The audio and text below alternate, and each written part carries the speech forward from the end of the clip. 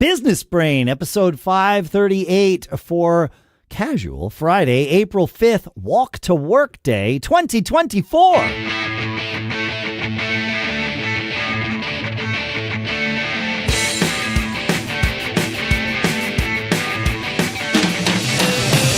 Greetings, folks, and welcome to Business Brain, the show where we take a few ideas, concepts, thoughts, we dissect them, we analyze them, we use them to tune our business brains so that every time we get together is valuable time together. A sponsor for this episode is Shannon's upcoming Escaping Employment book at escapingemployment.com. He'll tell you more about that in the episode here. For now, here in Durham, New Hampshire, I'm Dave Hamilton. I jumped in and stepped on Dave. It's only 10 years. I'm still working on this stuff. I'm still out here in Lafayette, California. I'm Shannon Jean, and happy Casual Friday. Happy Casual Friday. I figured this would be a good day to talk about Cheech Chong. Oh, you can't get any more casual than that, dude. You know, it sounds, that is their image, isn't it? I understand. But they are businessmen, yes? Correct. Yep. I saw, while I was at South by Southwest, I saw the world premiere of Cheech and Chong's last movie. Oh. Yep.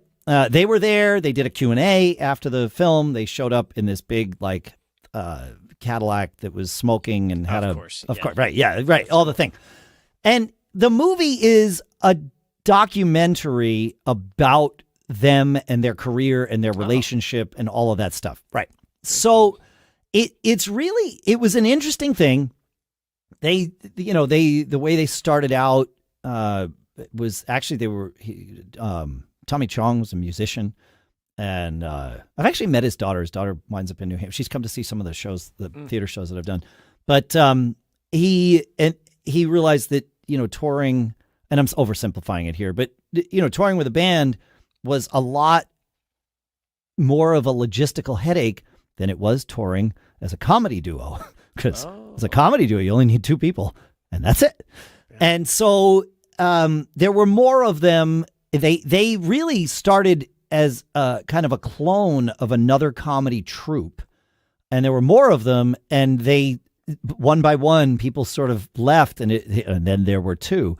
And so they started just doing their thing, but they weren't doing the style of comedy that we know them for. Okay. Until one night when they had written some weed jokes about cannabis and, all of that stuff. Sure. And they told them, and they got huge laughs. And they said in the movie, they're like, we're comedians.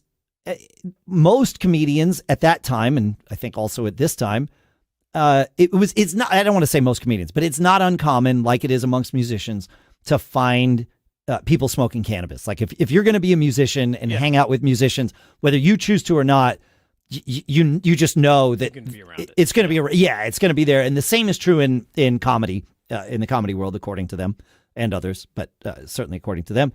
But they said, we weren't smoking any more weed than anybody else was. We just were telling jokes about it. But also, we weren't high on stage. And nobody else was either. He's like, we would go do our job, and then afterwards, that's when we would enjoy characters they played. But they found this just became their niche. And obviously, then they said, we never had any idea that it was going to grow into this thing.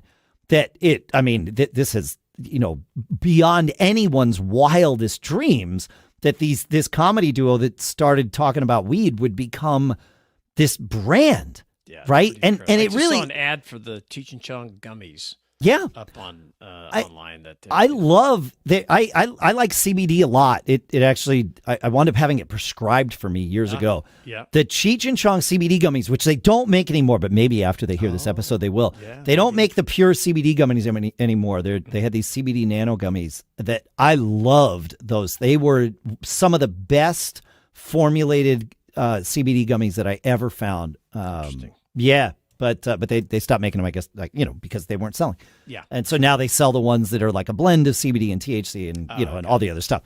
Yeah. But, it was really interesting. And the movie has some great business lessons because they made some bad decisions, as often happens early in a career where it is, at least back in those days, you couldn't really self-promote and make it like you can now. Not that that's easy, but it's certainly more possible now because you can be your own distribution now. You be a creator. Yeah, but like we are here, like back then, especially when they did their first movie, it wasn't even their idea to do the movie, and they didn't get very much from the movie at all, even though the movie was earning millions, and so there's good business lessons in this movie. And in fact, is it going to be streaming somewhere, or what are they going to I would imagine so. I don't. Yeah. I'm looking to see if anybody picked it up yet. Right. I don't see any distribution partners listed on the South by Southwest page for it, but that doesn't mean anything Sure. At this point, especially a month later. They're Cheech and Chong. There's no doubt in my mind that they already had distribution for this movie before they started producing it. Yeah. So, keep an eye out. It's called Cheech and Chong's last movie, but really fascinating story. And I would call this a business story movie more than anything else. I mean, if you're a fan of Cheech and Chong because of their work, you will find interesting moments or whatever, I would presume. But it's a story about two guys that created a business together. Yeah, that's awesome. Against all odds, kind of. Yeah, which is a typical story.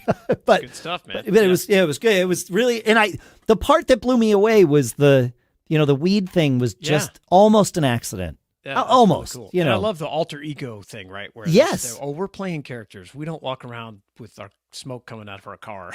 Right. I mean, they do when they're in the public eye. Yeah. You got it. Exactly. That's cool.